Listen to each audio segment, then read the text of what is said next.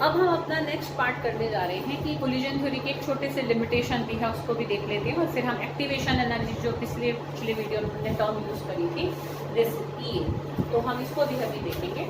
तो collision theory का जो एक ड्रॉबैक है वो ये है कि वो मतलब सभी रिएक्टेंट स्पीशीज को हार्ड स्फीयर्स कंसिडर करता है, जबकि ऐसा नहीं है। हम नहीं कह सकते कि हर रिएक्टेंट एक हार्ड स्फीयर के फॉर्म में ही हमें मिले, ठीक है। तो ये थोड़ी सी उसकी एक लिमिटेशन है।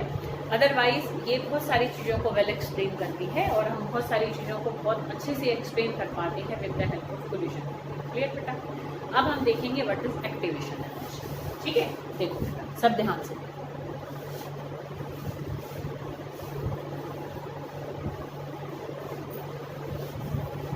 तो देखो what is activation energy and another important term related to collision theory ही है वैसे तो, क्योंकि उसी से ही हम थोड़ा रिलेट करेंगे। तो देखो एक्टिवेशन एनर्जी, देखो कई टर्म्स आई हैं बेटा, इनकी सिंपल डेफिनेशंस ही आ जाती हैं, ठीक है। तो इसलिए क्लियर भी रखो, डेफिनेशंस लर्न रखो। Collision frequency, then effective collisions, फिर threshold energy and now activation energy, ठीक है। थ्रेशोल्ड एनर्जी और एक्टिवेशन एनर्जी उसी से ही रिलेटेड है। अच्छा, अब देखो, मान लो कोई रिएक्शन हो रहा है, ठीक है, और उसमें जो रिएक्टेंट मॉलिक्यूल्स है उनकी थ्रेशोल्ड एनर्जी की रिक्वायरमेंट है मान लो 20 किलो जूल। ये क्या है उसकी थ्रेशोल्ड एनर्जी है, ऐसे टी से रिप्रेजेंट करें थ्रेशोल्ड एनर्जी, ठीक है। मतलब उसकी रिक्वायरमेंट तो है 20 किलो जूल, मतलब जिस रिएक्टेंट के पास 20 किलो जूल एनर्जी या उससे ज्यादा एनर्जी होगी उसका कोलिजन तो इफेक्टिव हो जाएगा, अगर उसका ओरिएंटेशन भी प्रॉपर है तो, है ना बेटा। तो अभी हम खाली एनर्जी की बात करें तो अगर क्या है कि थ्रेशोल्ड एनर्जी, अगर उसकी थ्रेशोल्ड एनर्जी, तो उसकी रिक्वायरमेंट जो है for a particular reaction reactants की है कितनी 20 किलो जूल, पर रिएक्टेंट मॉलिक्यूल के पास है एनर्जी उस टाइम खाली 5 किलो जूल। उसके पास अपनी एनर्जी क्या है, ई आर से हम उसको रिप्रेजेंट करें, एनर्जी ऑफ रिएक्टेंट इतनी तो उसके पास होनी चाहिए ताकि उसका कोलिजन इफेक्टिव हो जाए, पर उसके पास है कितनी, रिएक्टेंट मॉलिक्यूल के पास मान लो है एनर्जी कितनी 5 किलो जूल। ज्यादातर मॉलिक्यूल्स के पास मान लो उस रिएक्शन मिक्सचर में 5 किलो जूल एनर्जी है, पर होनी कितनी चाहिए 20 किलो जूल। अब अगर उसको कहीं से बाहर से 15 किलो जूल एनर्जी मिल जाए तो उसका कोलिजन इफेक्टिव हो जाएगा, समझ लो ना बेटा। तो that extra amount of energy which must be supplied from outside, कि जो हमें बाहर से देनी पड़ती है ताकि किसी रिएक्शन में रिएक्टेंट मॉलिक्यूल्स का कोलिजन इफेक्टिव हो जाए, तो that extra amount of energy which must be supplied from outside is it's activation energy. वो उसकी क्या कहलाएगी, एक्टिवेशन एनर्जी। आइए बेटा बात समझ, ठीक है। तो इसमें एक्टिवेशन एनर्जी हमारी कितनी हो जाएगी 15 किलो जूल। आई कुछ बात समझ में? तो that minimum amount of extra energy which must be supplied from outside, या which must be given to reactant molecules so that their energy become equals to threshold energy, या हम कहें so that their collisions become effective, या हम कहें so that it can do a chemical reaction, ठीक है।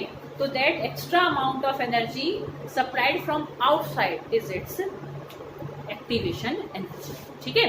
मतलब समझ में आई ना बात, होने कितनी चाहिए 20 किलो जूल, है कितनी 5 किलो जूल। तो हमें थ्रेशोल्ड एनर्जी के बराबर करने के लिए उसको बाहर से देनी कितनी पड़ेगी 15 किलो जूल। तो जो बाहर से देनी पड़ी ताकि उसकी एनर्जी थ्रेशोल्ड एनर्जी के बराबर हो जाए, वो एनर्जी उसकी कहलाती है एक्टिवेशन एनर्जी, ठीक है। आई बेटा बात समझ में, कोई दिक्कत? अच्छा, अब मतलब एक छोटा सा क्वेश्चन है, अब तुम सामने होते तो मैं तुमसे पूछ लेती, अभी हम वर्चुअली ही पढ़ रहे हैं, कोई बात नहीं। तो मैं थोड़ी देर बोलती हूँ, 1-2 सेकंड का मैं पॉज लूंगी, तो फिर तुम इतने सोचना, मतलब मैं आंसर दूंगी उससे पहले तुम सोचना कि तुम आंसर तुमने क्या दिया, अपने आप ईमानदारी से देखना, फिर जो मैं आंसर बताऊंगी कंपेयर करना, ठीक है। अच्छा, अब देखो, मान लो 2 रिएक्शंस हैं, ठीक है, उसमें 2 टाइप के रिएक्टेंट्स हैं, दोनों की एक तरीके से क्या है, मतलब थ्रेशोल्ड एनर्जी की रिक्वायरमेंट दोनों की ही 20 किलो जूल है, ठीक है। अरे बेटा बात समझ में। अब देखो एक तरीके से क्या है कि एक में तो हमें एक तरीके से एक में रिएक्टेंट्स मॉलिक्यूल्स की या इसको सिंपल रखें, मतलब ऐसे इसको ये तुम्हारे लिए थोड़ा ज़्यादा बढ़ जाएगा, तो मैं उसको छोटा सा बिल्कुल सिंप्लीफाई करके कहती हूँ कि भाई मान लो दो हमारे रिएक्शन मिक्सचर हैं, एक रिएक्शन मिक्सचर में रिएक्टेंट्स की एक्टिवेशन एनर्जी रिक्वायरमेंट कम है और एक में उसकी एक्टिवेशन एनर्जी रिक्वायरमेंट ज़्यादा है, तो कौन सा रिएक्शन फास्ट होगा और कौन सा रिएक्शन स्लो होगा? समझ लो, थोड़ा मैंने सिंपल किया बिल्कुल कि दो रिएक्शन होने जा रहे हैं, ठीक है बेटा, दोनों ही रिएक्शन मिक्सचर्स में हमें बाहर से एनर्जी देनी पड़ी, ठीक है, आ रही बेटा बात समझ में? एक की एक्टिवेशन एनर्जी रिक्वायरमेंट कम है, एक की एक्टिवेशन एनर्जी रिक्वायरमेंट ज़्यादा है, तो कौन सा रिएक्शन हमारा फास्ट होगा और कौन सा रिएक्शन हमारा स्लो होगा? सोचो जरा।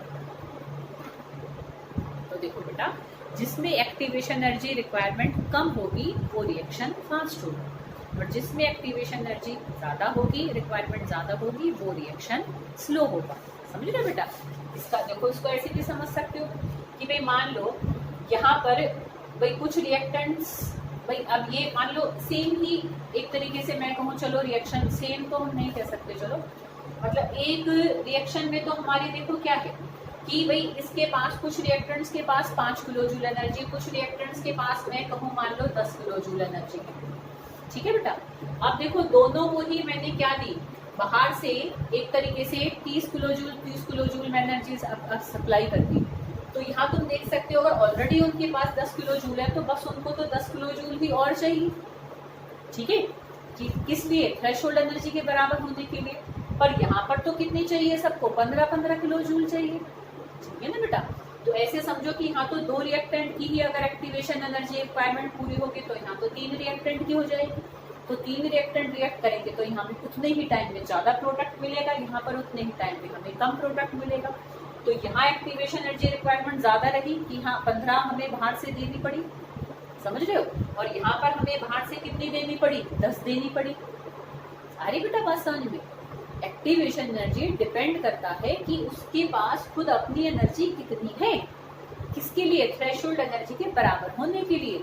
इसको बाहर से चाहिए 15 किलो जूल और इसको बाहर से चाहिए 10 किलो जूल, तो अगर हम दोनों को बराबर सप्लाई देंगे तो इसकी ज़्यादा रिएक्टेंट मॉलिक्यूल्स की नीड पूरी हो जाएगी, इसके कम रिएक्टेंट मॉलिक्यूल्स की नीड पूरी होगी, तो ये ज़्यादा रिएक्ट कर जाएंगे, ये कम रिएक्ट करेंगे, तो ये स्लो हो जाएगा, ये फास्ट हो जाएगा, ठीक है।